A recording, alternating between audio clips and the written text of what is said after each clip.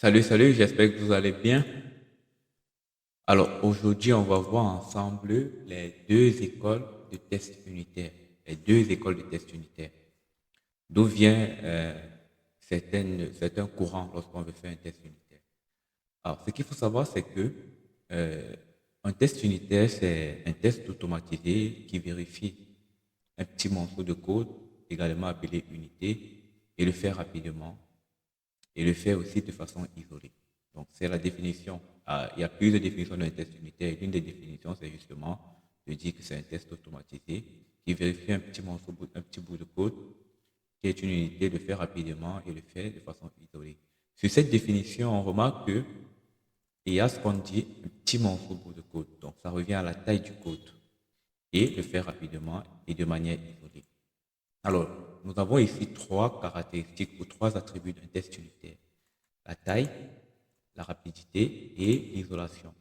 Lorsqu'on parle d'un test unitaire, la taille et la rapidité sont des attributs assez subjectifs. Pourquoi? Parce que la portée d'un test unitaire est définie au niveau du test case et la rapidité dépend du testeur. Si vous faites dans un environnement avec de bons outils, le test peut être rapide selon votre déduction.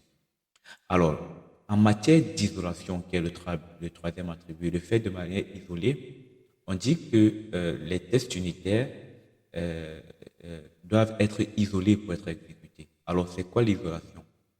L'isolation, c'est le fait de ne pas dépendre d'un bout de code.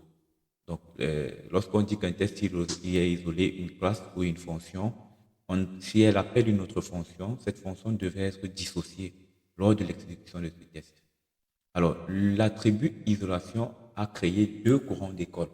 A créé deux courants d'école. Donc, la question est de savoir comment on gère l'isolation dans un test unitaire. Donc, l'isolation a créé deux courants d'école. On a ce qu'on appelle l'école classique des tests unitaires, donc the Classic School of Unit Testing, et on a ce qu'on appelle la London School of Unit Testing. Ces deux courants d'école vont dissocier ou bien interpréter de façon différente l'attribut isolation d'un test unitaire. Donc, on va commencer par l'école de Londres. Donc, le point de vue de l'école de Londres, comment il gère l'isolation dans un test unitaire. Alors, pour mieux comprendre comment ça fonctionne, la pensée ou le courant londonien, on a ce qu'on appelle un système ici à tester. Lorsqu'on veut créer un test ou un système, si le système a des dépendances, donc si la fonction a des dépendances, l'école londonienne dit que le système ne peut pas être testé si le système contient toujours des dépendances. Si on veut effectuer un test sur ce système, on doit isoler ces dépendances-ci. On doit isoler. Donc, ici, j'ai un système à tester, le sud, et le système a une dépendance, deux dépendances. Ça revient par exemple à une fonction qui appelle peut-être deux autres fonctions. Pour qu'on teste cette fonction, on doit isoler les dépendances. Alors, l'isolation ici, ils vont gérer cette isolation de façon différente. Pour gérer l'isolation, ils vont dire ceci. Si on veut tester ce système, on va créer des doublures. On va créer des doublures, qu'on appelle des tests doubles de notre système, qui vont effectuer les mêmes rôles que ces dépendances-ci, mais de façon simple et de façon simple avec le moins de complexité possible. Donc, si j'ai une fonction, si mon site utilise une fonction, qu'est-ce que je fais? Je crée une doublure de cette fonction qui va gérer la complexité de cette fonction de façon simple et efficace. Alors là, je peux dire que je teste mon système. Alors, ça a des avantages. Pourquoi? Parce que si on crée des doublures, les doublures font exactement la même chose que la dépendance devait faire sans arrêter le problème, sans créer de problème lors du test. OK? Maintenant, lorsque le test est exécuté, la doublure pourra par exemple renvoyer le résultat que la dépendance devait renvoyer. Et ça, en fait, c'est le courant londonien. On revient, si on veut tester un système, on va l'isoler avec des double tests.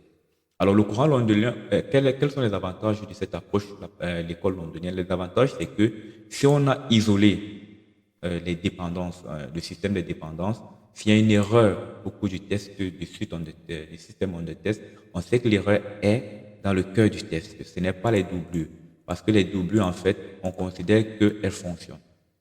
Donc, le courant londonien, en fait, c'est juste l'isolation consiste déjà à changer les dépendances avec des doublures et ces doublures feront le travail que les dépendances devaient faire. Alors, ça revient à ça. Une doublure, généralement, dans l'école londonienne, c'est ce qu'on appelle, on peut utiliser un MOOC ou un SPY. Vous avez entendu parler lorsque vous écrivez des tests dans vos logiciels, on parle de MOOC. On MOOC une fonction, un MOOC un comportement en fait. C'est justement un MOOC ou un SPY, c'est un type de doublure. Et c'est en fait l'approche londonienne qu'on utilise lorsqu'on veut faire un test unitaire. Ça, c'est l'approche londonienne. À côté de ça, il y a ce qu'on appelle le courant classique, l'école classique des tests unitaires, qui dit que si on veut tester un système, pour gérer l'isolation, en fait, le système doit être testé avec ses dépendances. On utilise la dépendance pour tester ce système. Donc, si j'ai un système, une classe ou une fonction et que je veux tester cette classe, je suis obligé de prendre en compte ces dépendances. Ça revient à faire ceci. Je vais prendre un cas un peu clair pour vous montrer comment ça fonctionne. Si j'ai une classe customer qui à l'intérieur a une fonction purchase, qui permet d'ajouter un produit dans un panier et que cette classe purchase dépend, cette classe purchase dépend de la classe store qui a une fonction. Ok, pour tester ce système, je dois utiliser à l'intérieur la classe store. Contrairement à l'approche londonienne, je ne vais pas l'isoler, je vais l'utiliser. Donc, ça revient à avoir cet exemple-ci. On va regarder, par exemple, on a une classe customer à l'intérieur qui a une fonction store qui prend le store et le produit et qui ajoute le produit à un panier, à un store.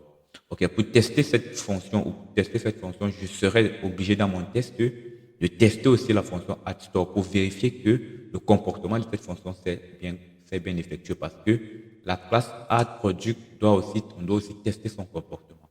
Donc, l'approche classique, en fait, ne fait pas vraiment d'isolation.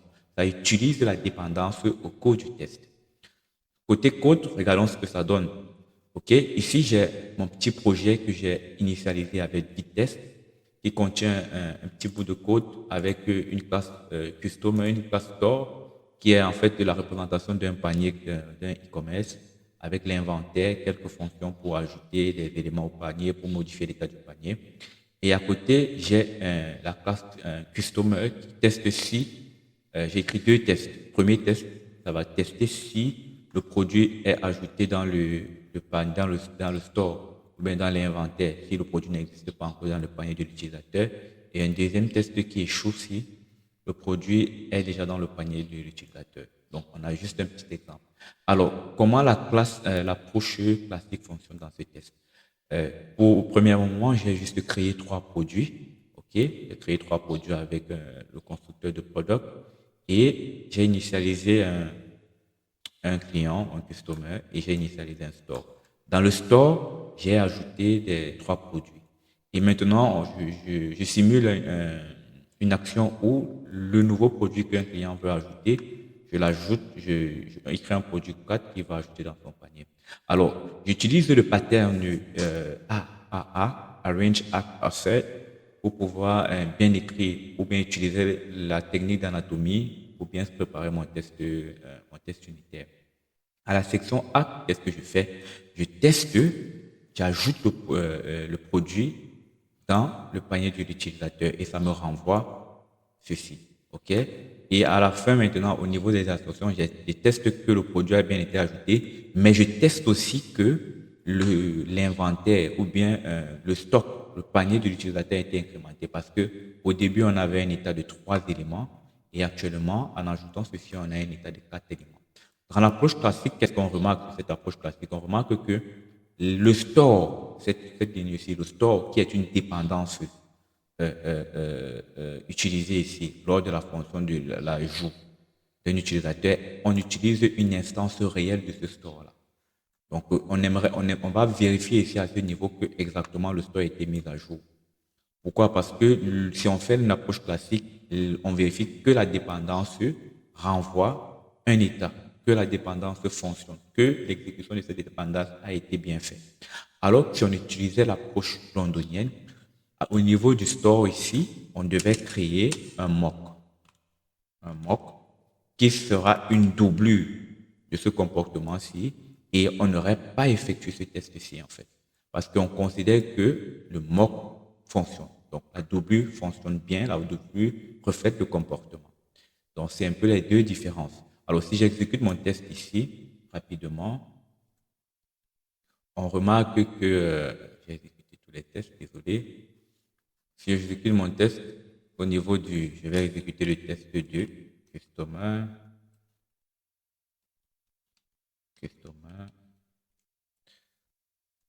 ok, donc il n'a pas, on va exécuter le test de file name, customer, ok. Donc si j'exécute le test de customer, on voit bien que le test est exécuté et fonctionne. Pourquoi? Parce que lorsque j'utilise l'approche classique, je suis obligé de utiliser une instance réelle de cette dépendance et vérifier aussi que l'instance là, au niveau de son comportement, fonctionne. On verra plus tard comment ça fonctionne avec les MOOC pour voir la différence de l'isolation. Donc, je vais rapidement reprendre. On sait qu'on a, au niveau des tests unitaires, on a deux écoles. L'école classique et l'école londonienne. Et la différence des deux styles ou des deux courants d'écriture des tests unitaires revient au niveau de l'attribut isolation. L'isolation consiste à exécuter un test sans cette dépendance. Et maintenant, les deux courants gèrent l'isolation de façon différente. Donc, je vous remercie pour cette vidéo. Je vous remercie et à bientôt. Portez-vous bien.